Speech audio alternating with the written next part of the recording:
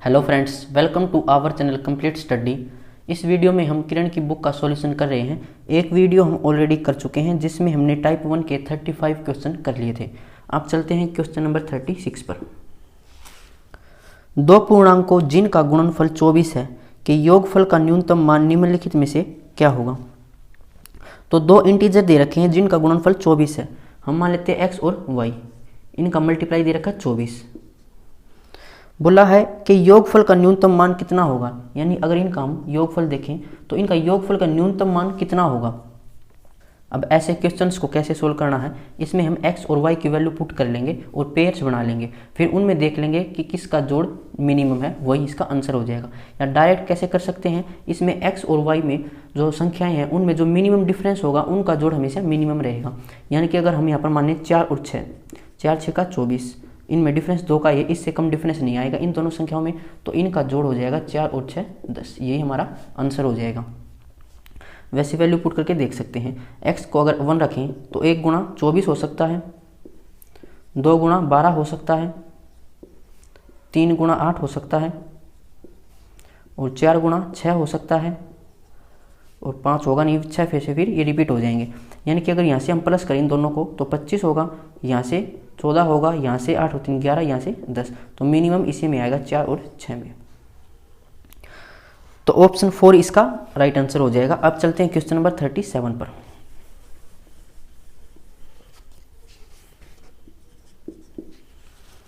तीन अंकों की किसी संख्या को उसके योग से घटा दिया जाए तो वह सदैव किससे विभाजित होगी। अभी ये सेम क्वेश्चन अभी हरियाणा सीटी में पूछा गया था। इसका आंसर डायरेक्ट हो जाता है, वो संख्या 9 से भाग होगी, और 9 से भाग होगी तो वो संख्या हमेशा 3 से भी भाग होती है, यानी कि इसका आंसर हो जाएगा ऑप्शन 3, 3 व 9 दोनों से। इसको सोल्व कैसे करना है वो देखते हैं। तीन अंकों की संख्या हम मान लेते हैं x y z। इसको कैसे लिखेंगे, 100x प्लस में 10y और प्लस में z। अगर इसको पलट कर इसमें से माइनस करें तो वो किससे भाग होगी, इसने ये पूछा, तो इसको पलटेंगे तो ये हो जाएगी ZYX। अब इसको कैसे लिखेंगे, 100z प्लस में 10y और प्लस में x। अब इसको इसमें से माइनस करना है, माइनस करेंगे तो निशानी चेंज हो जाएंगी, 100x प्लस में 10y प्लस में z, और माइनस में 100z माइनस में 10y माइनस में x। अब 100x में से एक x माइनस करेंगे 99x, और ये तो कैंसिल हो जाएगा, और यहाँ से माइनस 99z। अब यहाँ से हम 99 कॉमन ले सकते हैं, हमें यहाँ पर 9 से देखना है तो 9 कॉमन ले लेते हैं, 9 कॉमन हो जाएगा, यहाँ पर बचेगा 11x माइनस 11z। अब ये संख्या हमेशा 9 से भाग होगी, ये हमेशा 11 से भी भाग हो जाएगी, लेकिन ऑप्शन में इसने 11 नहीं दे रखा, तो वो संख्या हमेशा 9 से भाग होगी, और जो संख्या 9 से भाग होती हैं वो 3 से तो भाग होती हैं हमेशा। तो यहाँ से आंसर हो जाएगा ऑप्शन 3, 3 और 9 दोनों से। अब चलते हैं क्वेश्चन नंबर 38 पर।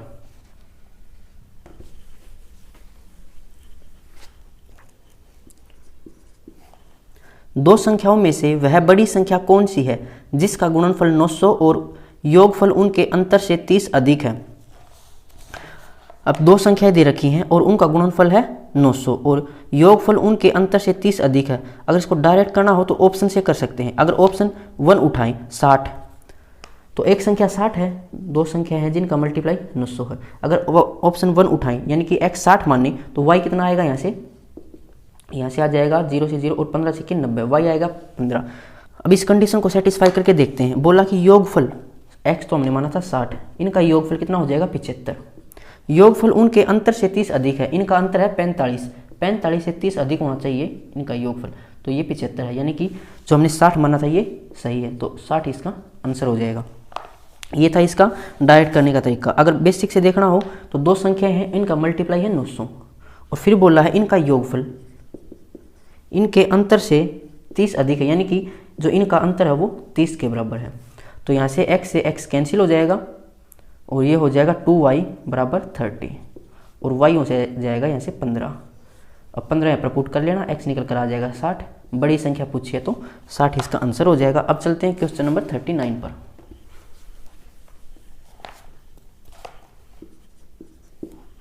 दो अंकों की एक संख्या के अंकों का गुणनफल 24 है। यदि हम उस संख्या में 45 जोड़ दें तो प्राप्त की गई नई संख्या वह संख्या होती है जिसमें अंकों की अदला बदली हुई है। वह मूल संख्या क्या है। तो एक 2 अंकों की संख्या है और अंकों का गुणनफल 24 है, तो ऑप्शन में देख लेंगे कि किस ऑप्शन में दोनों अंकों का जोड़ जो मल्टीप्लाई है वो 24 है। तो ऑप्शन 1 देखें, अगर तो 54 है तो 5 चौके 20 होता है, 24 नहीं है, तो ऑप्शन 1 नहीं हो सकता। ऑप्शन 2 देखें तो 8 या 24 हो सकता है, ऑप्शन 3 8 24 हो सकता है, और ऑप्शन 4 है 4 5 20, तो सेकंड ऑप्शन है 83, ये भी आंसर हो सकता है। और ऑप्शन 3 है 38, ये भी आंसर हो सकता है, क्योंकि दोनों में ही इनकी मल्टीप्लाई 24 है। अब नेक्स्ट लाइन पढ़ते हैं। बोला था कि 45 जोड़ने पर इसमें ये संख्या के अंक जो वो पलट जाएंगे। अगर इसमें हम 45 जोड़ें तो ये 38 हो जानी चाहिए, लेकिन 38 नहीं होगी, पहले ये 83 है, 45 जोड़ेंगे तो और बड़ी हो जाएगी, तो ये आंसर नहीं हो सकता। आंसर बच गया यही। अगर इसमें 45 जोड़े तो ये कितनी हो जानी चाहिए थी, 83 हो जानी चाहिए थी। तो ये 3 और 4 और 3 7 और 1 8, तो ये 83 बन गई, यानी कि आंसर 38 है, ऑप्शन 3। अब चलते हैं क्वेश्चन नंबर 40 पर। यदि एक संख्या और उसके व्युत्क्रमों का योग 2 हो तो वह संख्या क्या होगी। हम मान लेते हैं संख्या x है और इसका व्युत्क्रम यानी कि इसका रेसिप्रोकल 1/x और इनका जोड़ कितना है 2। ये हमने अलजेब्रा में भी सीखा था। x प्लस में 1/x अगर 2 है तो ये तभी पॉसिबल होगा जब x की वैल्यू हो 1, तो वो संख्या कितनी हो जाएगी 1, ऑप्शन 2। अब चलते हैं क्वेश्चन नंबर 41 पर।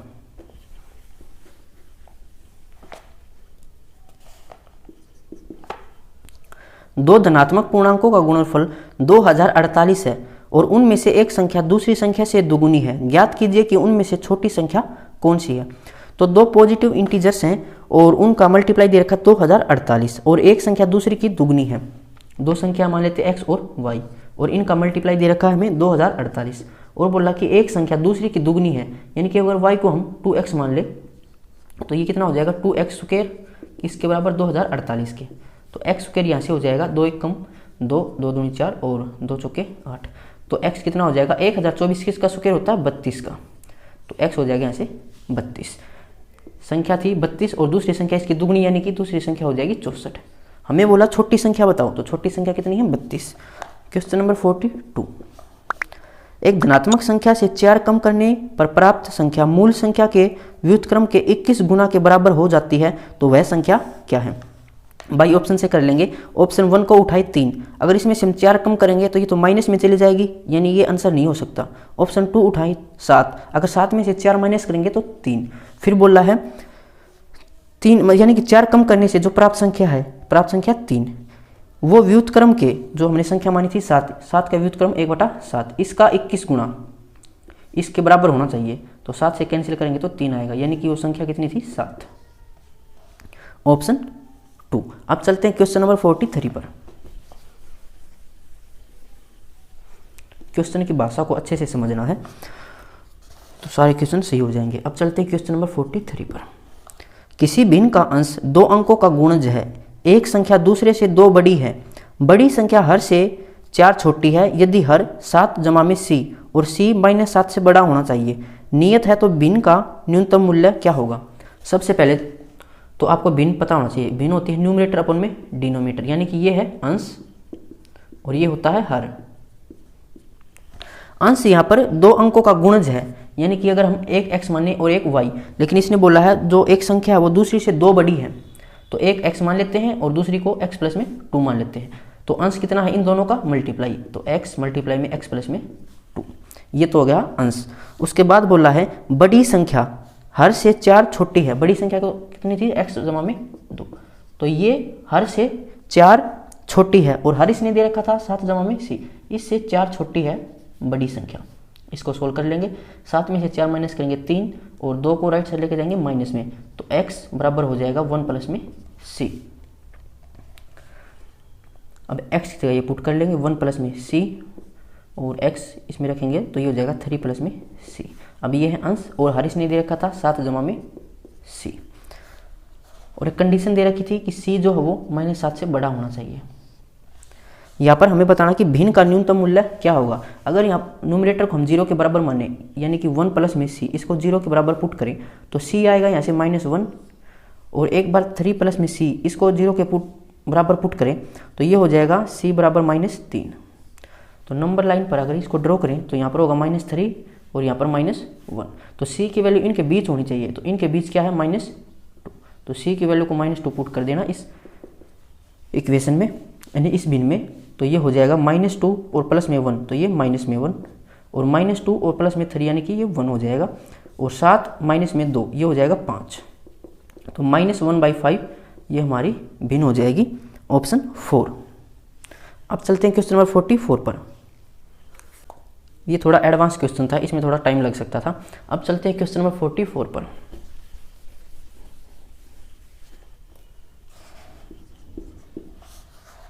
तीन संख्याओं का योग 252 है। यदि पहली संख्या दूसरी संख्या से तिगुनी है और तीसरी संख्या पहली संख्या की 2/3 है तो दूसरी संख्या क्या होगी? इसको हम करेंगे रेशियो वाले मेथड से। तीन संख्या दे रखी और योग है 252। तीन संख्या मान लेते हैं ABC। फिर बोला यदि पहली संख्या दूसरी संख्या से तिगुनी है, अगर हम दूसरी संख्या को 1 माने तो इसका 3 गुना है पहली संख्या। फिर बोला है तीसरी संख्या पहली संख्या की 2/3 है, अगर हम पहली संख्या को मान ले 3 तो तीसरी संख्या इसकी 2/3 यानी कि इसका 2/3 निकालेंगे तो यह आ जाएगा 2, यानी कि C कितना है 2। अब A दोनों जगह है और बराबर है तो ये हमारा रेशियो भी हो जाएगा, यानी कि 3, 1, 2 ये इसकी रेशियो हो जाएगी। और इनका जोड़ कितना था 252, और रेशियो के अंदर जोड़ है 3 और 2 5 और 1 6, 6 बराबर दे रखा है 252 के। एक रेशियो हो जाएगी 6 चौके 24 और 6 दूनी 12, एक रेशियो है 42 के बराबर।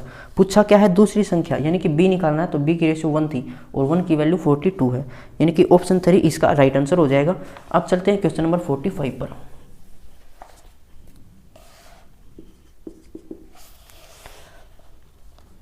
वह सबसे छोटी संख्या जिसे संख्या क्या दे रखी है 7, 5, 6, 8 और 9, 6 में जोड़ने पर प्राप्त संख्या 11 का गुणज हो, यानी कि ये 11 से डिवाइड हो जाए। इसमें क्या ऐड करें? अब 11 से डिविजिबिलिटी का रूल क्या होता है, जो ओड प्लेसेस होते हैं उनका सम करें और इवन प्लेसेस होते हैं उनका सम करें और उनका फिर डिफरेंस निकालें, तो वो डिफरेंस या तो 0 आए या फिर कोई 11 का मल्टीप्लाई, तो वो संख्या 11 से भाग हो जाएगी। अब यहाँ पर इनका सम करते हैं, 7 और 6 13, 13 और 9 22, 5 और 8 13, 13 और 6 19। इनका डिफरेंस करें तो 0 आना चाहिए था, लेकिन ये है 19। अगर 19 की जगह 22 होता तो डिफरेंस 0 आ जाता और ये 11 का कोई मल्टीपल बन जाता।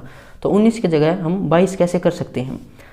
19 आया था, यहाँ पर हमने जो इवन प्लेसेस है इनका सम किया तब, तो 5 और 8 13, 13 और 6 19 किया था। अगर यहाँ पर हम 3 और जोड़ दें तो ये 22 बन जाएगा, यानी कि अगर यहाँ पर 6 की जगह 9 होता तो ये 22 हो जाता और ये अंतर 0 आता। तो हमने इसमें कितना ऐड किया है 3, तो ऑप्शन 3 इसका आंसर हो जाएगा। अब चलते हैं क्वेश्चन नंबर 46 पर।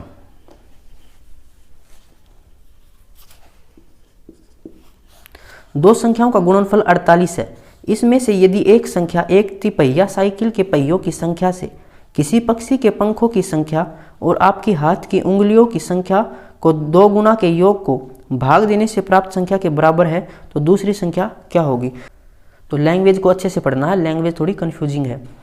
वैसे हम इसको डायरेक्ट कर सकते हैं। दो संख्या दे रखी है और उनका गुणनफल 48 है। अगर हम दो संख्या माने x और y, इनकी मल्टीप्लाई 48 दे रखी है, तो इसने बोला है दूसरी संख्या क्या है, यानी कि एक संख्या पूछी इसने।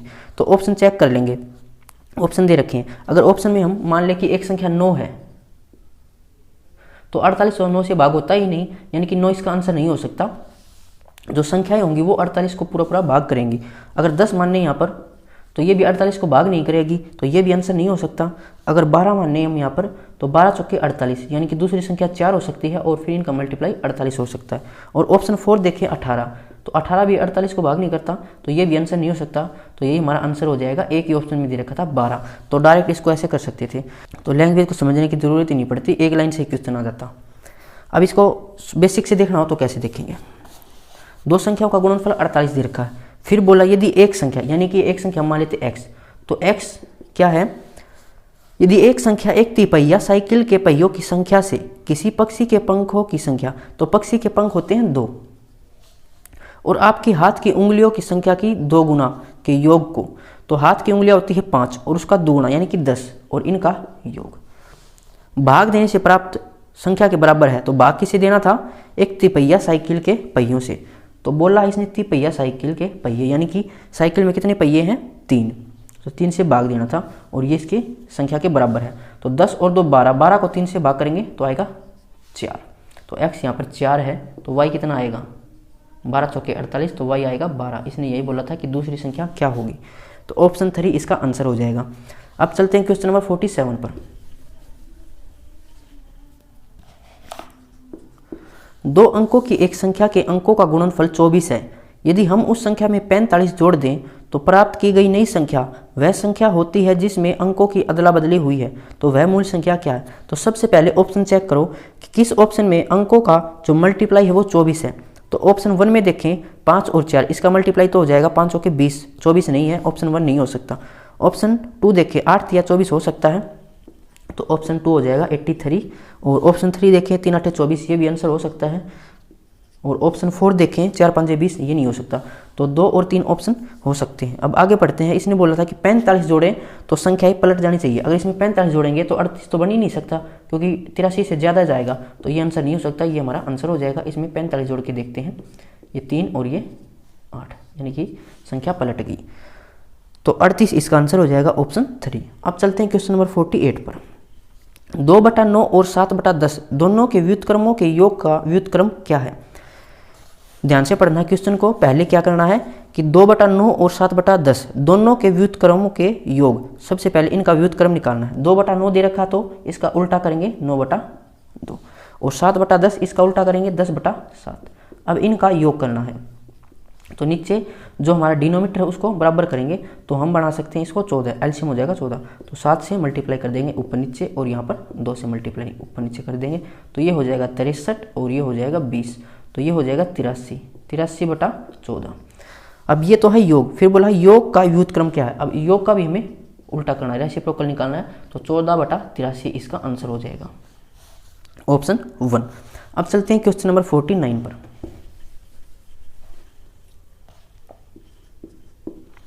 दो अंकों वाली एक संख्या के अंकों का गुणनफल 12 है। यदि हम संख्या में 36 जोड़ दें तो प्राप्त नई संख्या अंकों को इंटरचेंज कर बनी है, वह संख्या क्या है? सबसे पहले चेक करो कि किस ऑप्शन में जो अंकों का मल्टीप्लाई है वो 12 है। तो 6 दूनी 12 ऑप्शन 1 में है, 3 चौके 12 ऑप्शन 2 में भी है, 2 छक्के 12 ऑप्शन 3 में भी है, और 4 3 12 ऑप्शन 4 में भी है। तो ये कंडीशन तो सभी में सेटिस्फाई है। तो पहला ऑप्शन उठा है 62। इसने बोला है उसमें 36 जोड़े तो संख्या पलट जानी चाहिए। अगर इसमें 36 जोड़े तो वो 26 बन जाना चाहिए, लेकिन ये तो 62 है, 62 में कुछ जोड़ेंगे तो 62 से बड़ी संख्या ही आएगी, तो ये आंसर नहीं हो सकता। 34, अगर इसमें हम 36 जोड़े तो ये 43 हो जानी चाहिए थी, तो ये 43 नहीं होगी। और ऑप्शन 4 में देखिए 26, अगर इसमें हम 36 जोड़े तो ये 62 हो जानी चाहिए थी। तो ये देखते हैं 6 और 6 12, 3 और 2 5 और 1 6, तो ये 62 होगी, यानी कि हमारा आंसर हो जाएगा 26 ऑप्शन 3। अब चलते हैं क्वेश्चन नंबर 50 पर। एक संख्या अपने व्युत्क्रम के 3 गुणा से 26/3 अधिक है, वह संख्या क्या है? तो संख्या मान लेते हैं x। एक संख्या अपने व्युत्क्रम, इसका अगर हम रेसिप्रोकल निकालें तो 1/x अपने रेसिप्रोकल के 3 गुणा से, तो इसको हम 3 से मल्टीप्लाई करेंगे तो 3/x, इससे 26/3 अधिक है, यानी कि इन दोनों का अंतर कितना है? 26/3। अब इसको सोल्व नहीं करना है, ये क्वाड्रेटिक इक्वेशन बन जाएगी और टाइम ज़्यादा लगेगा। भगवान ने ऑप्शन दे रखे हैं, ऑप्शन का यूज करेंगे और इसको सोल्व कर लेंगे। ऑप्शन 1 में है 10, अगर यहाँ पर 10 पुट करें तो 10 माइनस में 3/10, तो नीचे डिनोमिनेटर में 3 तो आएगा ही नहीं, तो ये आंसर नहीं हो सकता। ऑप्शन 2 है 11, 11 माइनस 3/11, ऑप्शन मतलब डिनोमिनेटर में 3 नहीं आएगा, ये भी आंसर नहीं हो सकता। ऑप्शन 3 देखते हैं 9, तो 9 माइनस 3/9 यानी कि 1/3, 3 में 27 में से 1 माइनस करेंगे 26/3, यानी कि हमारा आंसर कितना हो जाएगा? 9 ऑप्शन 3। अब चलते हैं क्वेश्चन नंबर 51 पर।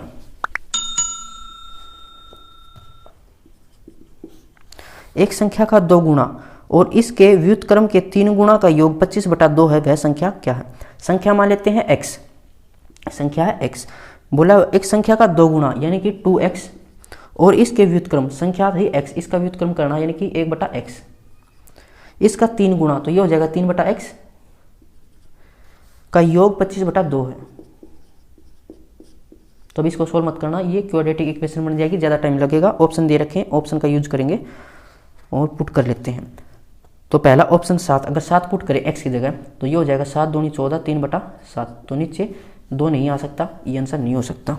ऑप्शन 2 देखिए 6, 6 दूनी 12 जमा में 3/6, यानी कि ये हो जाएगा 1/2, और 12 दूनी 24 और 1 25/2, ये आ जाएगा 25/2। और तो हमने x पुट किया था 6, 6 इसका आंसर हो जाएगा ऑप्शन 2। अब चलते हैं क्वेश्चन नंबर 52 पर।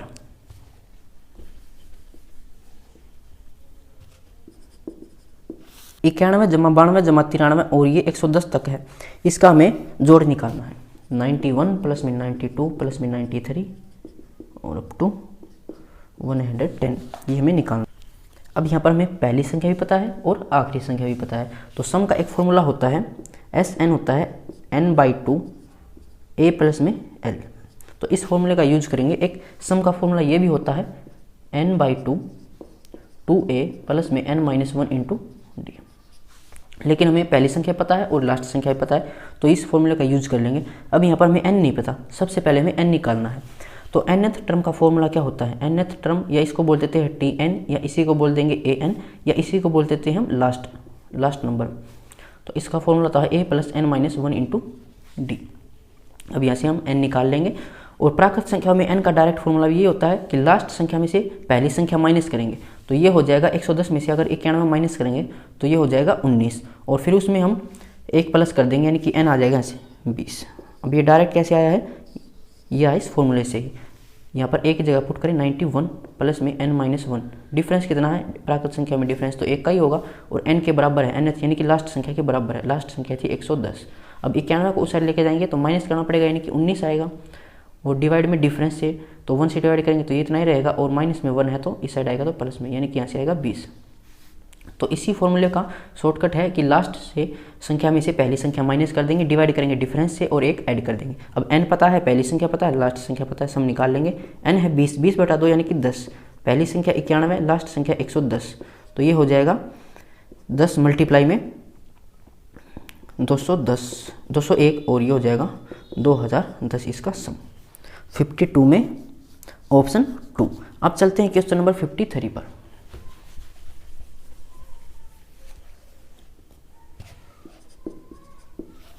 किसी दो अंकों की संख्या का दहाई अंक इकाई अंक से 7 अधिक है।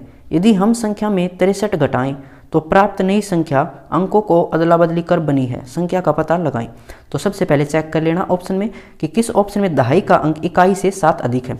तो ऑप्शन 1 में देखिए 81, तो इसमें दहाई का अंक इससे ज़्यादा है, यानी कि आंसर हो सकता है। ऑप्शन 2 देखिए 18, तो इसमें तो इकाई का अंक 7 ज़्यादा है, दहाई का नहीं है, तो आंसर नहीं हो सकता। ऑप्शन 3 में 62, ये भी 7 ज़्यादा नहीं है, आंसर नहीं हो सकता। 26, ये भी 7 ज़्यादा नहीं है, तो एक ही ऑप्शन में है 81, और ये आंसर हो जाएगा। अब चलते हैं क्वेश्चन नंबर 54 पर। एक गैर शून्य संख्या और उसके व्युत्क्रम के दोगुने का योग 33/4 है। संख्या का पता लगाएं। तो हम मान लेते हैं संख्या x है, और इसका व्युत्क्रम यानी कि इसका रेसिप्रोकल 1/x, इसका दुगुना, तो इसका दुगुना हो जाएगा 2/x, और इनका योग दे रखा 33/4 के बराबर। तो यहाँ से अब ऑप्शन पुट कर लेंगे। अगर x को हम पुट करें 9, तो 9 जमा में 2/9, नीचे 4 नहीं हो सकता, आंसर नहीं होगा। और ऑप्शन बी है 10 और 2/10 यानी कि 1/5, तो नीचे तो 5 है लेकिन आना था 4, नहीं हो सकता आंसर। और 11 रखें तो नीचे 11 है और यहाँ पर तो था 4, आंसर नहीं हो सकता। 8 रखें 8, 2/8 यानी कि 1/4, 4 8 32 और 1 33/4, तो 8 हमारा आंसर हो जाएगा ऑप्शन 4। अब चलते हैं क्वेश्चन नंबर 55 पर।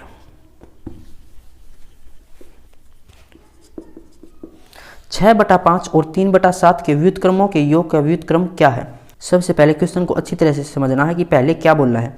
तो संख्याएं दे रखी है और उनके व्युत्क्रम का योग और फिर उसका व्युत्क्रम करना, यानी कि सबसे पहले इनका व्युत्क्रम करो। 6/5 है तो 5/6 कर देंगे, और 3/7 है तो 7/3 कर देंगे। अब इनका रेसिप्रोकल निकाल लिया, अब इनका निकालना है योग। तो नीचे सेम होना चाहिए, यानी कि इसको हम 6 बनाएंगे यहाँ से, तो ये हो जाएगा 7 दूनी 14 और 5 19/6, तो ये है योग। इसने बोला था योग का व्युत्क्रम, अब इसका भी रेसिप्रोकल करेंगे तो 6/19, तो 6/19 इसका आंसर हो जाएगा। लेकिन ऑप्शन में 6/19 नहीं है, तो ऑप्शन में चेक कर लेंगे कि किस ऑप्शन को अगर सोल्व करें तो 6/19 आए। तो यहाँ से नीचे 19 लेकर आना, तो 19 का कोई मल्टीपल होना चाहिए। तो ऑप्शन 2 में देखिए नीचे 57 है लेकिन ऊपर 35, तो ऊपर 6 नहीं आएगा। ऑप्शन 3 में देखिए 18/57 है। अगर इसको हम 2 से सोल्व करें तो 2 नहीं में 18, 2 से 57 नहीं होगा। इसको हम सोल्व करेंगे 19 3 57 होता है, 3 से सोल्व करेंगे 3 6 18 और 19 3 57, तो 6/19 इसमें है, तो 18/57 इसका आंसर हो जाएगा ऑप्शन 3। तो आज के लिए बस इतना ही, मिलते हैं नेक्स्ट वीडियो में। अगर किसी क्वेश्चन में आपको कोई प्रॉब्लम है तो आप कमेंट बॉक्स में पूछ सकते हैं या टेलीग्राम पर पूछ सकते हैं। टेलीग्राम की लिंक आपको डिस्क्रिप्शन में मिल जाएगी।